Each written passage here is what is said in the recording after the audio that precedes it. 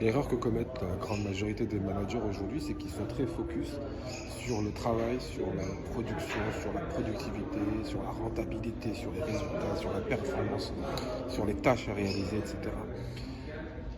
Alors qu'ils devraient positionner leur focus sur l'équipe, sur les personnes, sur leurs collaborateurs. En fait, plus vous donnez de la valeur aux gens en vous intéressant à eux, et plus eux vont se synchroniser et donner de la valeur au travail. Donc c'est le message que je veux faire passer aujourd'hui, s'il vous plaît, mesdames et messieurs les managers. Lâchez prise un peu sur, concernant le résultat, concernant le travail, et concentrez-vous sur vos collaborateurs. Faites plus d'entretiens, plus de rituels one-to-one en individuel, plus de réunions d'équipe, donnez-leur plus la parole.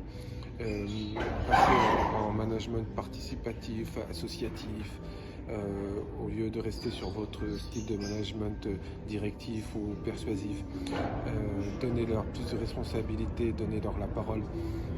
Écoutez-les davantage, parlez moins, amenez-les à s'exprimer plus, à évoquer leurs idées, leurs perceptions, leur façon de voir les choses.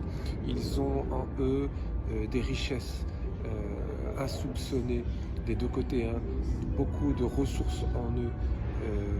C'est aussi l'une des manières que vous avez, vous, de leur donner de la valeur, c'est de les écouter, de leur demander leur avis. Et vous allez voir que très souvent, de manière très fréquente, ils ont de meilleures idées que les vôtres, qui en plus coûtent moins cher que les vôtres.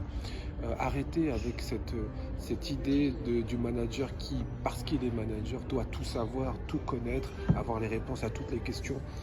C'est pas ça être manager, pas du tout. Le manager, c'est pas un sachant. Le manager, c'est quelqu'un qui sait, comme je l'ai dit tout à l'heure, à la fois faire respecter des règles, parce qu'il y a des règles, il faut les faire respecter, il faut faire preuve d'autorité, non d'autoritarisme.